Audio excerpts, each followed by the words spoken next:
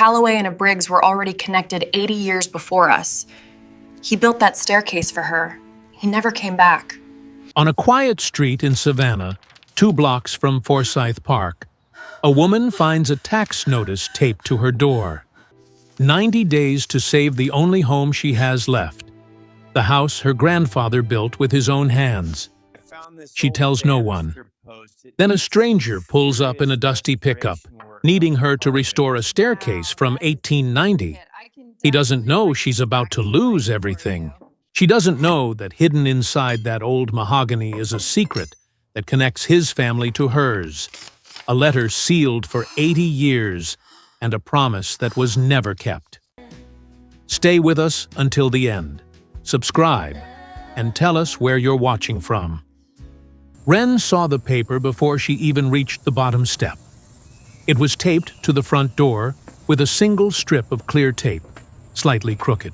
She set her coffee down on the railing and walked closer. Bare feet pressing against warm wood her grandfather had sanded back in 2014, the last summer he was strong enough to work outside. The letterhead read Chatham County Tax Commissioner, and beneath it were the words Notice of Tax Lien, followed by a number she already knew, but had refused to look at for months. $14,800. 90 days to pay, or the house goes to public auction.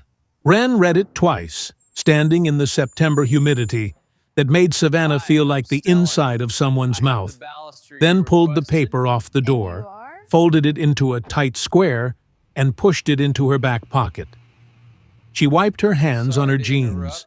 She looked across Tatnall Street at the couple walking toward Forsyth Park, with coffees from the Collins Quarter on Bull Street. Nobody saw. Nobody knew. And Wren decided right there, standing on the porch her grandfather built with his own hands, that nobody ever would. She spent the rest of that Tuesday in the workshop behind the house, a converted carriage shed with a tin roof and 2 windows that let in enough light to work, but not enough to feel exposed. She was refinishing a cherry dresser for a woman over in Ardsley Park, who wanted it before Thanksgiving, and the work kept her hands busy, which was the whole point of it. Wren had learned that if her hands were moving, her mind could only wander so far. She sanded the top drawer in long, even strokes, the same motion her grandfather had taught her when she was 11, sitting on an overturned bucket in this same room while he explained that you never sand against the grain, because wood remembers everything you do to it. He said it like a lesson about furniture. She understood now that it was a lesson about people. Her phone buzzed once around noon, a reminder from Savannah Morning News about an art market on River Street, and she silenced it. She ate lunch standing up, saltines and peanut butter, and went back to the dresser. The lien notice sat folded in her pocket the entire afternoon. 3 days later, on a Friday afternoon, when the heat had softened enough for the live oaks to throw real shade, Wren heard a truck pull up outside. She looked up and saw a sand-colored Ford Ranger park along the curb, white dust on the hood, and a worn toolbox bolted in the bed. The man who stepped out was younger than she expected, late 20s, dark hair cut short, dusty work boots with plaster in the seams. He walked through the side gate and knocked on the open workshop door. Wren did not stand up. "Help you?" she said, not unfriendly, but not warm either.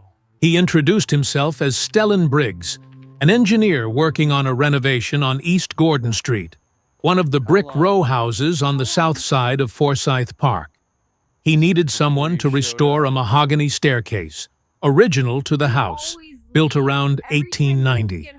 He had asked at a few places on Broughton Street, and 2 people mentioned her name. "I don't replace original wood," she said.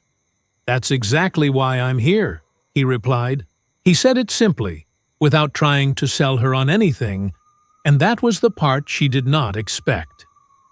They talked for 20 minutes in the workshop doorway, him standing with his hands deep in his pockets, and her on the stool with the walnut table between them.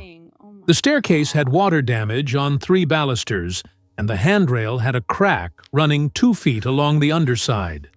A contractor had suggested ripping it out for a reproduction, and Stellan fired him that afternoon. "A reproduction is a lie," he said calmly, and Wren felt something shift quietly in her chest. She quoted him $1,500 for the restoration plus materials, and he agreed without haggling. Then she set her condition. "You can come to the workshop whenever you want," she told him, "but you don't come inside the house." He looked at her, not confused, not offended, just steady. "Okay," he said. He did not ask why. He shook her hand, told her he would bring the balusters over Monday, and walked back to his truck. Wren watched the Ranger disappear past the corner of Tatnall and Gaston and told herself her heart was beating faster because of the money, not because of him. 1,500 would not cover the lien by a long way, but it was a start. By the second week, Stellan had developed a routine that Wren noticed even though she pretended not to. He would arrive around 1 each afternoon, always after lunch, parking the Ranger in the same spot by the curb. She figured out where he ate because one Tuesday she walked past Forsyth Park on her way to the hardware store on Whitaker Street and saw him on a bench near the fountain, eating shrimp and grits out of a styrofoam container, completely alone, no phone, just watching the tourists walk by. At the workshop, he would lean against the doorframe asking questions that proved he understood wood, grain direction, moisture content, how mahogany behaves when it swells. She answered without looking up, but she answered. One afternoon he pointed at a gouge on the second baluster and asked if the damage was structural. "No," she said. "It's a scar. It stays." He nodded, like that made perfect sense. On his way out, he paused by the porch and looked at the third step, the one that had been creaking for 6 months. He did not say anything, but the next morning, when Wren stepped outside with her coffee, the creak was gone. She wanted to be angry. She had a whole speech about boundaries and about not needing some stranger to fix her house. But when Stellan showed up that afternoon, she could not get the words out. Instead, she said, "The step doesn't creak anymore."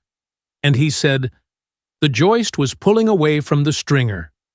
10-minute fix." He said it the way her grandfather used to talk about repairs, like they were obvious and not worth a fuss.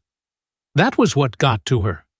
Not the repair itself, but the way he treated it, like it was something you do when you see something broken near someone you care about.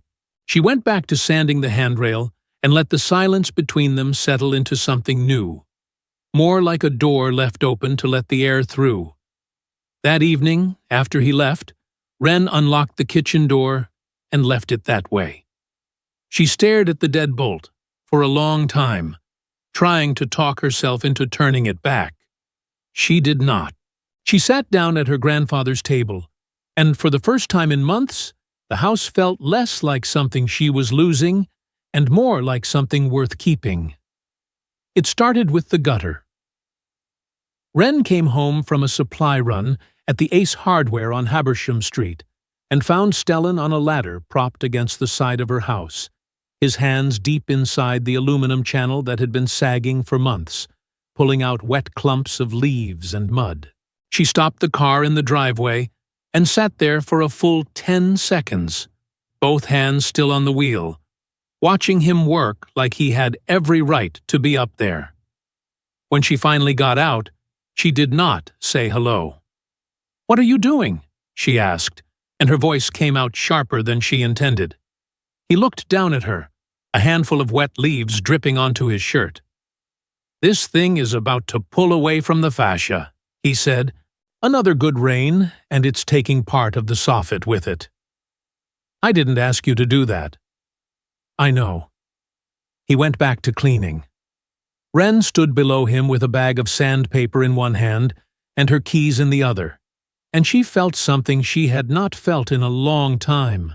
The specific anger that comes from someone doing exactly what you need without giving you the chance to refuse it. She went inside and closed the door harder than necessary. She made herself a cup of coffee, sat at the kitchen table, and listened to him finish. When the ladder came down and his boots hit the ground, she expected him to knock. He did not. He just left. The next week, the burnt-out porch light got replaced. Wren did not see him do it. She came outside on a Wednesday morning, and the new bulb was already there, screwed into the fixture, a warm-toned LED that cast a softer glow than the old one. She stood under it and looked at the packaging he had left folded neatly on the railing, a 3-pack from the hardware section at the Walmart on Ogeechee Road, receipt still inside. She almost threw it away. Instead, she put the receipt in the kitchen drawer where she kept her grandfather's old measuring tape and a stack of unpaid bills she could not bring herself to open. That Friday, Stellan came by to check on the staircase restoration, and Wren handed him a mug of coffee without being asked. Black, no sugar. He took it and leaned against the doorframe of the workshop, and for a while neither of them said anything. Then she said, "You replaced the porch light." He nodded. "You didn't have to." "I know I didn't have to." She looked at him, trying to find the angle, the favor he would eventually call in, the thing he would want in return. She had been looking for it since the day he first showed up, and she still could not find it. And that made her more nervous than if she had. She stopped locking the kitchen door on a Thursday. She did not make a decision about it. She just forgot. And then, the next day, she forgot again. And by the third day, it was not forgetting anymore. It was choosing. She also started leaving a second mug on the drying rack beside the sink. The blue one with the chipped handle that her grandfather used to drink his morning tea from. She never said it was for Stellan. She just left it there, and when he came by after his lunch at Forsyth Park, she would fill it without a word and set it on the workbench. One afternoon, while she was repairing a hairline crack on the mahogany handrail with a mix of wood glue and fine sawdust, she started talking about her grandfather. She did not plan it. It came out the way things come out when your hands are busy and your guard drops without warning. She told Stellan how her grandfather used to wake up at 5 every morning and sit on the porch with a cup of Lipton tea, watching the light change over the rooftops on Tatnall Street. She told him how the man could look at a piece of broken furniture and tell you its whole history just by running his thumb along the grain. Stellan listened. He did not say, "I'm sorry." He did not say anything for a long time. Then he said, "He sounds like someone who paid attention." Wren's hands stopped moving. "He was," she said quietly, and went back to work. The weeks started folding into each other after that, and Wren caught herself doing things she had not done in over a year. She left the workshop door open, even when Stellan was not expected. She bought a second bag of the dark roast from Parker's on Drayton Street because she noticed he drank more coffee than she did. She started asking him questions back, small ones at first, where he grew up in Asheville, whether he missed the mountains, how he ended up in Savannah. He told her his mother was a middle school teacher, and his father had left when he was 9, and that he learned to fix things because nobody else in the house was going to. He said it without self-pity, like it was just a fact about the world, and Wren recognized that tone because she used it herself. One evening, after he finished tightening a loose hinge on the garden gate, she said something she had not planned to say. "You keep fixing things that aren't part of the job." He looked at her. "Does it bother you?" She thought about it longer than she expected. "It used to," she said. He waited. "It doesn't anymore," she added. He nodded once, picked up his tools, and walked back to his truck. Wren watched the Ranger pull away and realized she had been holding the blue mug with both hands the entire time. The afternoon everything broke was a Tuesday, in early October, the kind of day when the Savannah heat finally loosens its grip, and you can feel the first cool edge riding in from the coast. Stellan arrived 40 minutes earlier than usual. Wren was still inside the house, washing her hands at the kitchen sink after staining a drawer front, when she heard his truck door close. She dried her hands on a towel and walked toward the front of the house, and through the window she saw him standing on her porch, completely still, reading something taped to the door. Her stomach dropped before her brain caught up. The second notice. She had meant to check the door that morning. She had meant to get up early and look before anyone else could see. But she slept past 7 for the first time in weeks, because she had stayed up late finishing the last baluster. And now, Stellan was standing 3 feet from her front door, holding the paper that contained every secret she had been carrying since September. She opened the door, and he turned to look at her, and the expression on his face was not anger. It was something worse. It was the quiet hurt of someone who thought they were trusted, and just found out they were not. "How long?" he asked. She did not pretend to misunderstand. "Since before you showed up," she said. He held the notice between them like evidence. "You've been losing this house the whole time I've known you," he said, and his voice was steady but tight, the voice of someone keeping something larger pressed down beneath the words. "Why didn't you tell me?" Wren crossed her arms over her chest. She could feel her pulse in her throat. "Because it's not your problem," she said. "I hired you to restore a staircase. That's it." He stared at her. "That's it," he repeated. She nodded, even though every part of her body was telling her to stop, to say something true instead, to let him in the way she had been slowly letting him in for weeks without admitting it. But the fear was bigger than the wanting. It always had been. "Men leave," she said, and her voice cracked just slightly on the second word. "When things get hard, when things get ugly, when the money runs out, they leave. My father did it. Every man my mother brought home after him did it. So I don't give anyone the chance." Stellan looked at her for a long time. Then he folded the notice, set it gently on the porch railing beside her coffee mug, and walked down the steps to his truck. He did not slam the door. He did not say a word.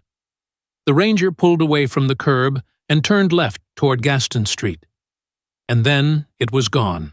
Wren sat down on the porch in the dark that evening, alone, the blue mug still on the railing where he had left the notice, and told herself over and over that it was better this way, that she had been right all along, that the only person you can count on is yourself. She almost believed it. Wren stopped answering his calls on a Wednesday. The first one came at 7 in the morning, and she watched his name light up on the screen of her phone while she sat at the kitchen table with a cold cup of coffee she had not touched. She let it ring until it stopped. The second came at noon, the third at 6. By Thursday he had called 4 more times, and she had not picked up once. She told herself this was the right thing, the clean thing, the thing that would hurt less in the long run. On Friday, she drove across town to look at a 1-bedroom apartment on Colic Street, a few blocks from Bonaventure Cemetery, a place with thin walls and a window that looked out onto a parking lot. The landlord was a retired postal worker who told her the rent was $8.50 a month and that the hot water took about 4 minutes to come through. Wren stood in the empty living room and tried to picture her grandfather's tools in the corner, his workbench against the wall, the cherry dresser she was still finishing for the woman in Ardsley Park. None of it fit. She drove home and sat in the driveway for a long time, staring at the house on Tatnall Street, trying to figure out how to let go of a place that was the last proof someone had loved her enough to stay. She went back to work on the staircase that Saturday because she had given her word, and Wren Calloway did not break promises, not even to people she was avoiding. The handrail was nearly done. She had filled the long crack, sanded it smooth, and matched the original finish so closely that you would need to know where the damage had been to find it. She was making a final pass with a sheet of 220 grit sandpaper when the paper caught on something near the base of the railing, right where the handrail curved into the newel post. She stopped and ran her fingers along the surface. There was a seam there, barely visible, cut so precisely into the grain that it looked like part of the wood's natural pattern. Wren reached for the small chisel her grandfather had given her when she turned 18, the one with the rosewood handle and his initials carved into the base, and she worked the edge of the seam with the kind of care she would give to something she already knew was important, even before she understood why. The panel shifted. Then it opened. Inside the narrow compartment was an envelope, yellowed and sealed with dark wax, and beside it, wrapped in a piece of old flannel, something small and heavy that fit in the center of her palm.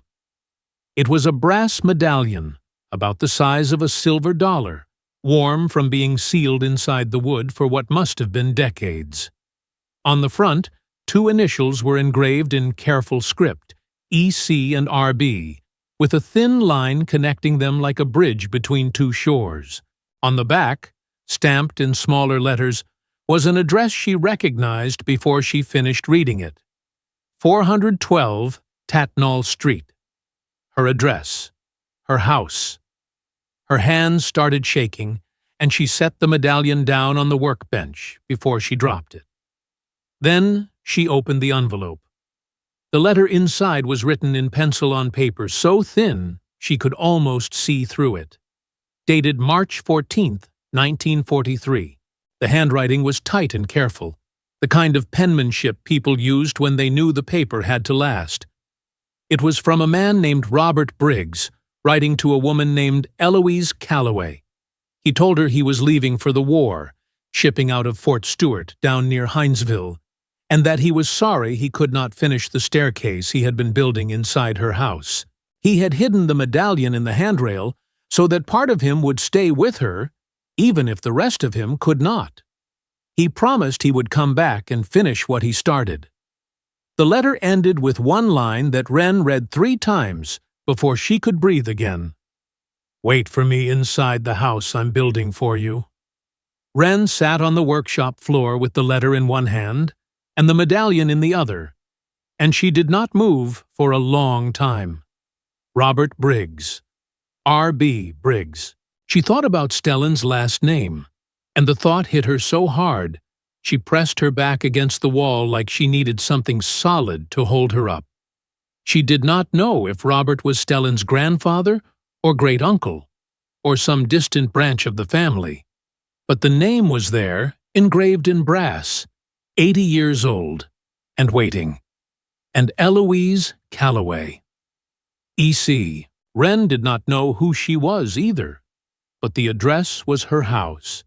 The staircase was the one she had spent weeks restoring, and the promise inside the wood was a promise that had never been kept.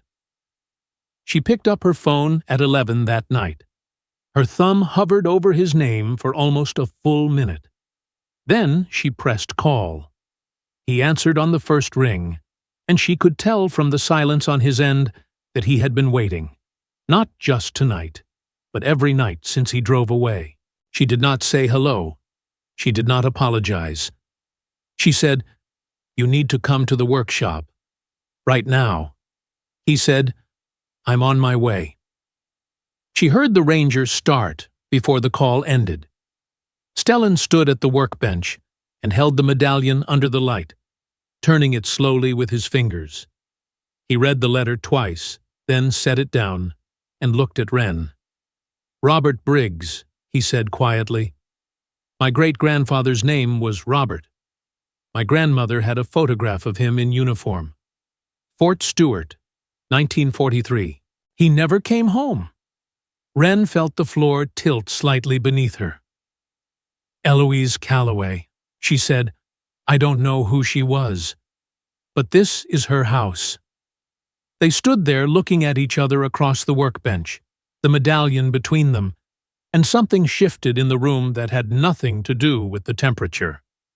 "I'm going to help you save this house," Stellan said. "Not because you need saving, because this story deserves a different ending than the one it got." The next morning, he called a friend from his engineering firm who had worked with the Chatham County Historic Preservation Office, and within a week he had filed a petition to register the house as a site of local historical significance based on the 1943 letter and the medallion. The petition triggered an automatic hold on the tax auction while the county reviewed the application. 2 weeks later, the Preservation Office approved heritage protection status, which made the property eligible for a grant through the Georgia Historic Preservation Fund that covered nearly all of the outstanding debt. On the morning the official protection notice was posted on the front door of 412 Tatnall Street, Wren stood on the porch and looked at the piece of paper taped in the same spot where the first lien notice had hung back in September. This one had different words on it. This one said the house was protected. She reached out and pressed her palm flat against it, feeling the paper under her fingers, and she stayed like that until she heard Stellan's truck pull up to the curb. He walked up the path and sat down on the third step, the one he had fixed months ago, the one that did not creak anymore. Wren sat down beside him and leaned her head against his shoulder, and he did not move, did not speak, just let her rest there. The medallion was in her pocket. She could feel it pressing against her thigh, the way the lien notice had once pressed there. But this weight was different. This one she wanted to carry. "He never came back," she said quietly. "But you did." Stellan put his arm around her and held her steady. And for the first time in 18 months, the house on Tatnall Street felt like what her grandfather had always meant it to be. Not a burden, not a debt, not a building full of broken things waiting for someone to fix them. It felt like a place where someone stayed. What did you think of Wren's decision to push Stellan away when he was the only person trying to stay?